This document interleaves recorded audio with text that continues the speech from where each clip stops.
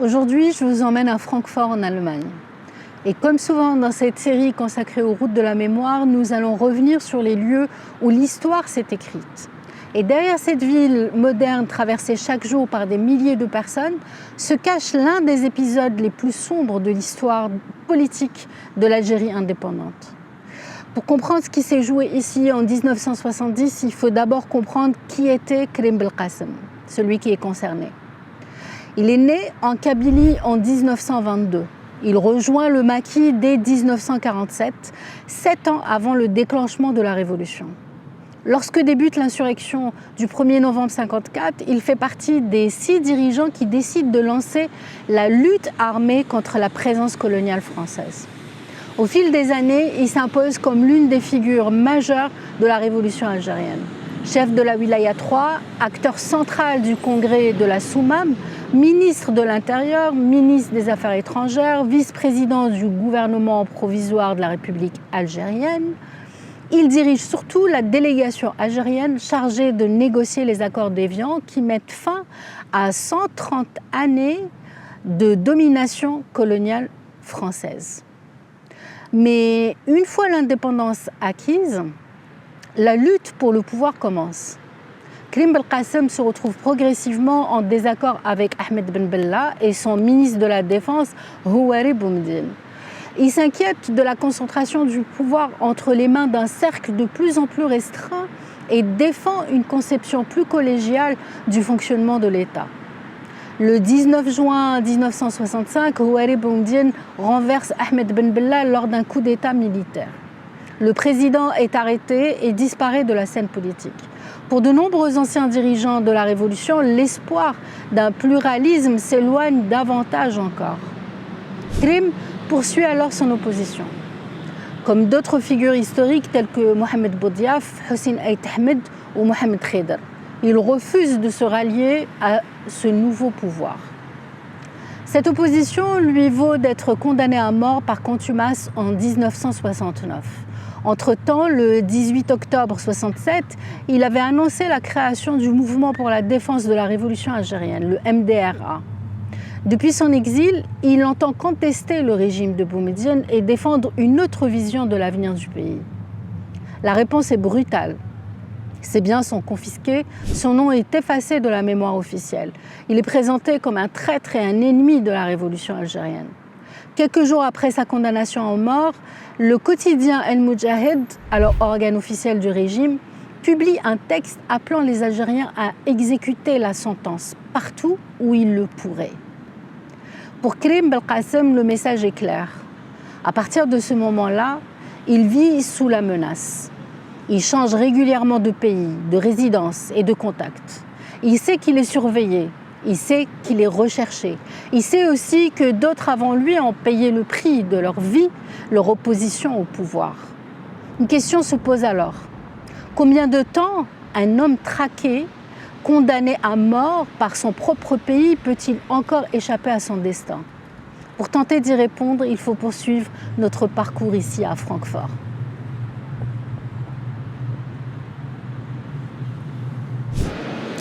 Nous poursuivons notre parcours à la gare centrale de Francfort. C'est ici que les derniers déplacements de Karim Belkacem prennent une tournure irréversible. Quelques jours plus tard, une opération minutieusement préparée est déjà en marche. Depuis Alger, les organisateurs ont arrêté un plan, recruté les hommes nécessaires et choisi le lieu où tout doit se terminer. Pour mener cette mission, un homme est chargé d'attirer Karim dans le piège, Hamid Aïd Mesbah. Ce choix n'est pas anodin. Ancien membre du MA Alger, pendant la guerre de libération, passé par les services de renseignement algériens, Aïd Mesbah est une vieille connaissance de Karim. Les deux hommes se connaissent depuis des années. Le 9 octobre 1970, Aïd Mesbah arrive à Francfort.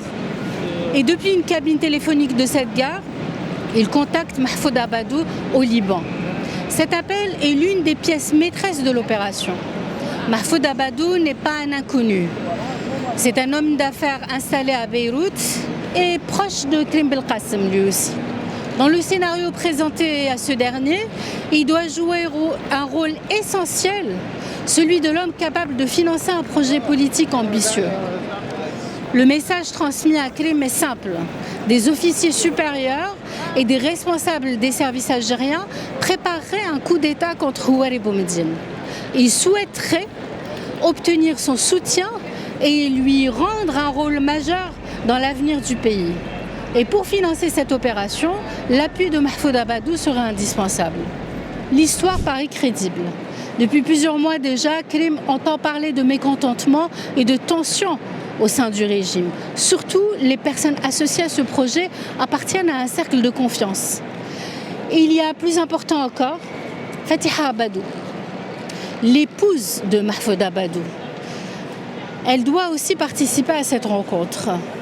Pour comprendre ce que ça représente aux yeux de Krim, il faut remonter à la guerre de libération.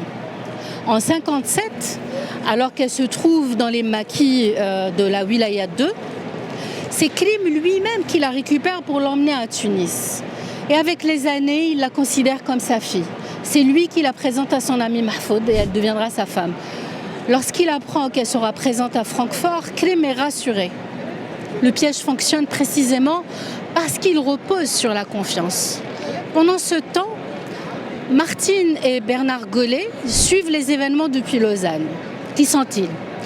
Depuis près de 10 ans, leur maison est devenue l'un des principaux points de chute de Krim en Suisse. C'est notamment là qu'ils préparaient une partie des négociations qui conduisent aux accords d'Évian. Krim Belkacem reste un homme prudent. Alors depuis des années, il vit avec la certitude d'être une cible. Il ne se déplace pratiquement jamais sans son arme. Cette méfiance lui a permis de survivre à la guerre, aux opérations de l'armée française, aux commandos de l'OAS et aux années d'exil. Mais cette fois, les circonstances sont différentes. Pour ce déplacement en Suisse, donc entre la Suisse et l'Allemagne, à la suite de nouvelles mesures de sécurité adoptées après un attentat contre un appareil de la Swissair, les armes ne sont plus admises à bord des avions. Krim doit donc se séparer de son pistolet avant d'entamer son voyage. Le samedi 17 octobre, il se rend à Düsseldorf où il retrouve Hamid Ait Mesbah et Mohamed Oslimani, une autre connaissance aussi. Les discussions se poursuivent, tout semble confirmer l'importance de la réunion prévue le lendemain. Mahfoud Abadou a confirmé sa venue, Fatiha Abadou elle aussi, donc Krim est confiant.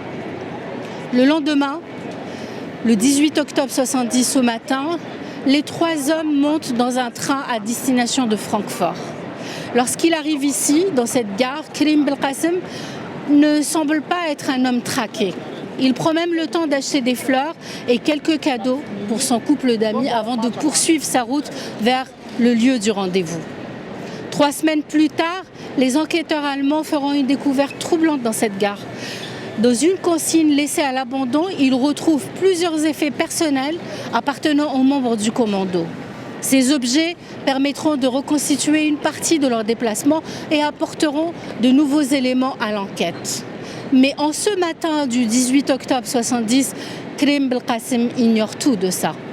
Il quitte la gare et se dirige vers l'hôtel Intercontinental. Sans le savoir, il vient d'entamer les dernières heures de sa vie.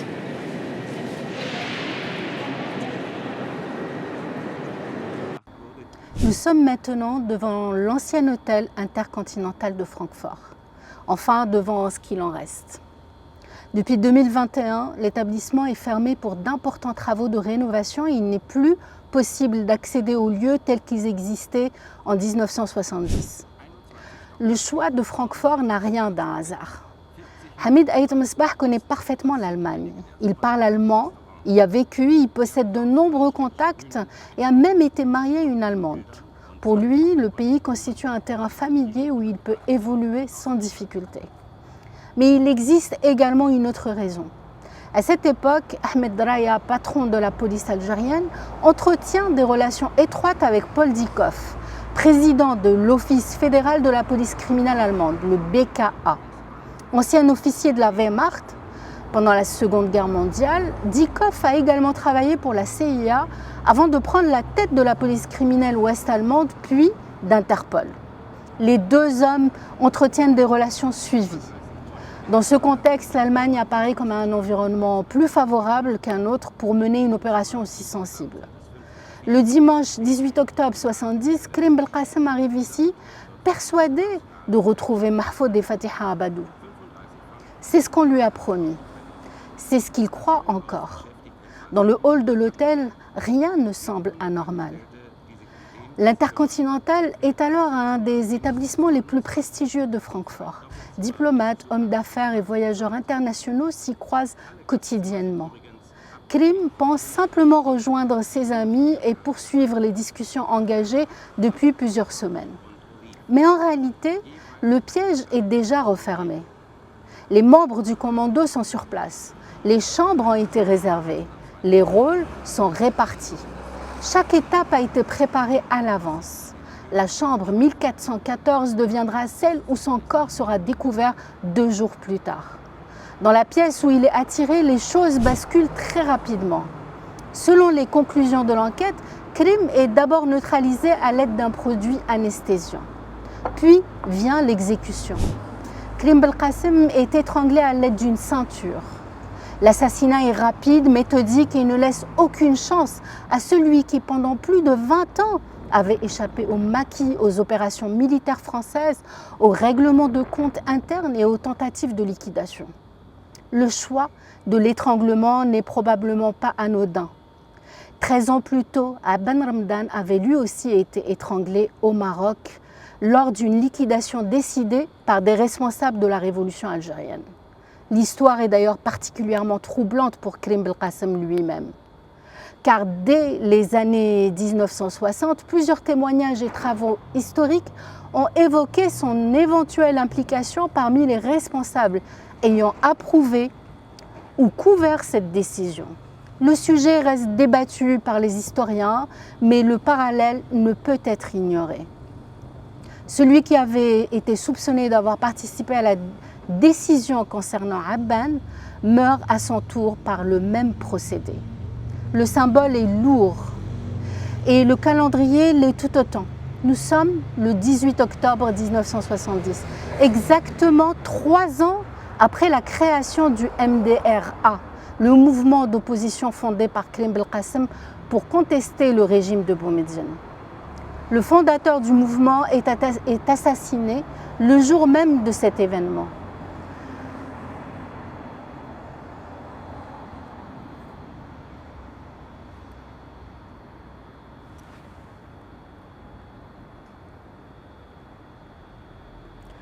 Lorsque les tueurs quittent l'hôtel, ils laissent derrière eux un corps, mais aussi un message politique. L'un des principaux artisans de l'indépendance algérienne vient d'être éliminé à plus de 2000 km d'Alger. Et pendant près de 48 heures, personne ne sait encore qu'il est mort.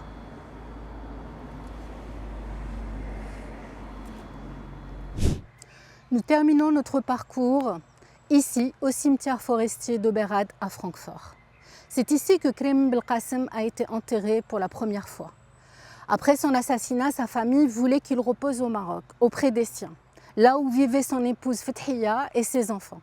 Le palais royal marocain avait donné son accord, mais Alger a fait pression sur Rabat. Le message était clair. Si la dépouille de Karim arrivait au Maroc, ça provoquerait une crise diplomatique. Le 4 novembre 1970, il est finalement inhumé ici, au carré musulman du cimetière forestier d'Oberrad.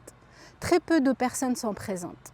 Son fils Ahmed, son ami suisse Bernard Gollet et quelques proches. Sur sa tombe, une inscription simple, Karim Belkacem, 1922-1970. Pendant ce temps, les hommes du commando quittent l'Allemagne. Le 11 février 1971, la justice allemande lance un mandat d'arrêt international contre Hamid Ait Msbah, présenté comme le chef du commando, mais lui est déjà rentré en Algérie. Il ne sera pas livré, pas jugé, pas inquiété. D'après certaines sources, il poursuit même sa carrière dans les services spéciaux jusqu'au début des années 80. Ses complices, eux, disparaissent dans l'ombre. Et puis il y a Mahfoud Abadou.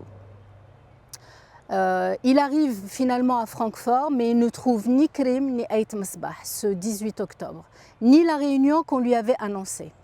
Le lendemain, il quitte l'hôtel sans alerter la police, sans prévenir la famille et sans appeler Bernard Golay. Ce silence laisse planer une question lourde. A-t-il été utilisé à son insu? Ou savait-il davantage qu'il ne l'avait dit? Même après sa mort aux États-Unis, cette zone d'ombre demeure. C'est ça l'histoire de Karim Belkacem. Un crime, des suspects, des témoins, des silences, une vérité toujours tenue à distance. En Algérie, Boumedienne mourra en 1978 sans jamais reconnaître la moindre responsabilité dans l'assassinat de Karim. Pourtant, de lourds soupçons pèsent sur lui. Une autre piste mène vers Ahmed Draya, le puissant patron de la police algérienne. Plusieurs éléments font peser de lourds soupçons sur lui. La villa de Karim confisquée à Alger, les biens et bijoux disparus, ses réseaux de surveillance autour de Karim et son intérêt direct à empêcher son retour en Algérie. 14 ans plus tard, en octobre 1984, la dépouille de Karim Belkacem est finalement rapatriée en Algérie. Le pouvoir organise des funérailles officielles au carré des martyrs d'El Alia. Sa famille revient d'exil pour l'occasion, mais personne ne leur donne la vérité. Aucun aveu, aucun procès, aucune explication. On réhabilite le héros, mais on enterre encore le crime. Karim Belkacem n'a pas seulement été assassiné dans une chambre d'hôtel à Francfort. Il a été effacé, puis récupéré. Trahi vivant, puis honoré mort. Condamné par ceux qui avaient hérité de la révolution qu'il avait contribué à mener.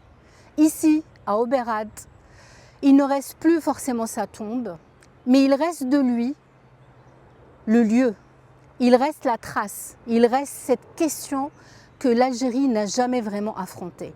Comment un pays né d'un combat pour la liberté a-t-il pu laisser assassiner l'un de ses propres fondateurs, puis se taire?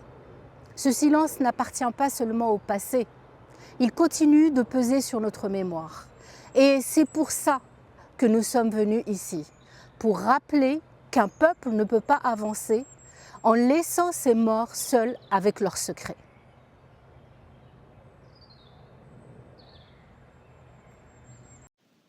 Pour réaliser cette vidéo, je me suis appuyée sur plusieurs sources historiques et témoignages. J'ai lu le livre Un crime d'État du journaliste Ferida Leilat, qui constitue à ce jour l'enquête la plus approfondie consacrée à l'assassinat de Karim Belkacem. J'ai également croisé ce travail avec les recherches d'historiens et spécialistes de l'Algérie contemporaine, notamment Mohamed Harbi et Siddiq Salem, ainsi qu'avec les témoignages de plusieurs proches de Karim Belkacem, parmi lesquels son fils Ahmed et son ami suisse Bernard Golay, ainsi que d'autres personnes qui l'ont côtoyé durant ses années d'exil. Comme souvent, lorsqu'il s'agit d'affaires d'État et d'événements restés longtemps entourés de silence, certaines zones d'ombre subsistent encore aujourd'hui. Cette vidéo a pour objectif de restituer les faits les plus solidement documentés et de replacer cette tragédie dans son contexte historique. Depuis le début de cette aventure sur les routes de notre histoire, nous avons réalisé 6 vidéos, parcouru 3062 km, passé 35 heures sur les routes. C'est grâce à vous que ce travail existe et c'est votre intérêt pour notre histoire qui encourage à continuer. Abonnez-vous à ma chaîne, likez les vidéos et partagez-les. À bientôt.